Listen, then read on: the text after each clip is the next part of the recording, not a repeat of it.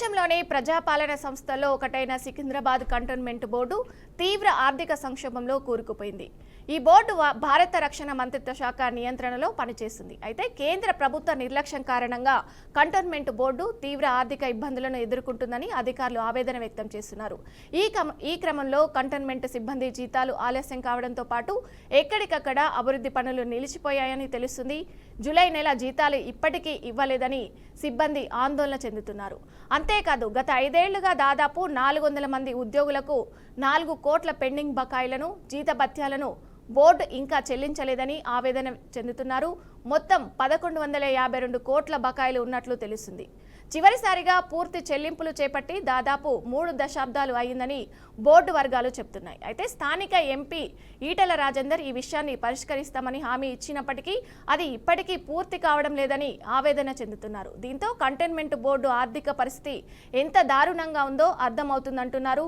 కేంద్రంలోని బీజేపీ ప్రభుత్వమే కాదు రాష్ట్ర ప్రభుత్వం కూడా ఎంత నిర్లక్ష్యంగా వ్యవహరిస్తున్నాయో తెలుస్తుందని కంటోన్మెంట్ సిబ్బంది ఆవేదన వ్యక్తం చేస్తున్నారు.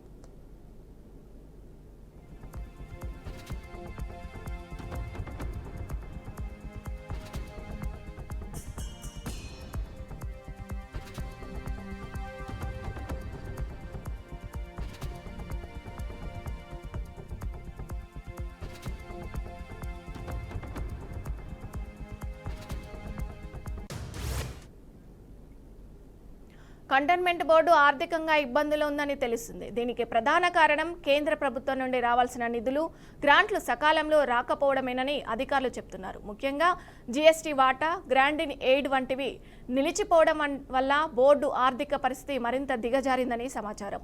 ఈ ఆర్థిక ఇబ్బందులతో అభివృద్ధి కార్యక్రమాలు, ఇతర ముఖ్యమైన పనులను సజావుగా నిర్వహించడంలో కంటోన్మెంట్ బోర్డు తీవ్ర ఇబ్బందులు ఎదుర్కొంటుందని సీనియర్ అధికారులు చెబుతున్నారు. కంటోన్మెంట్ బోర్డుకు పన్ను రూపంలో వచ్చే ఆదాయాన్ని జీతాలకు మాత్రమే సరిపోతుంది. ఎలాంటి అభివృద్ధి పనులు చేయాలన్నా అందుకు అవకాశం ఉండదు. కేంద్ర రాష్ట్ర ప్రభుత్వాలు బోర్డుకు రావాల్సిన బకాయిలను చెల్లించకపోతే ప్రజా సంస్థ పనిచేయడం కష్టమవుతుందని అధికారులు చెబుతున్నారు. బోర్డు ఎన్నో సమస్యలు, సవాళ్లను ఎదుర్కొంటున్నప్పటికీ బోర్డు నిర్ణయం తీసుకోవడంలో ఆర్మీ అధికారులు గణనీయమైన ప్రభావాన్ని చూపుతూనే ఉన్నాయి.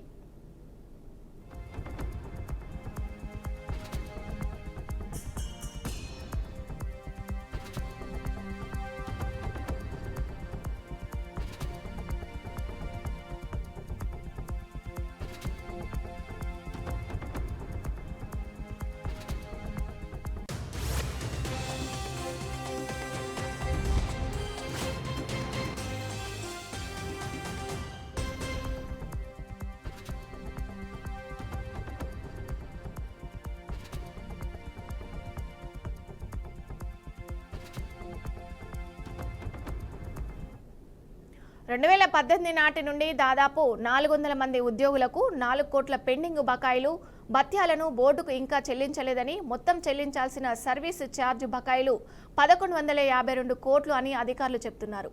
ఈ నేపథ్యంలో ఆర్థిక పరిస్థితి దారుణంగా ఉందని తెలుస్తుంది.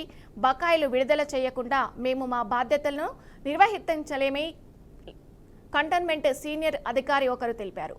కంటోన్మెంట్ బోర్డు ఆర్థికంగా ఇబ్బంది పడటానికి ప్రధాన కారణం కేంద్ర ప్రభుత్వం నుండి రావాల్సిన నిధులు, గ్రాంట్లు సకాలంలో అందకపోవడమే కారణమని అధికారులు చెబుతున్నారు. రాబోయే 2 నెలల్లో కేంద్రం తగిన గ్రాంట్లు ఇవ్వకపోతే సిబ్బందికి జీతాలు ఇవ్వడం కూడా కష్టమవుతుందని ఇటీవల బోర్డు కొత్త సీఈఓగా బాధ్యతలు స్వీకరించిన సుబ్రత్ పాల్ అన్నారు. ఇప్పటికైనా కేంద్ర ప్రభుత్వం తక్షణమే స్పందించి బోర్డు సమస్యలను పరిష్కరించారని అధికారులు కోరుతున్నారు.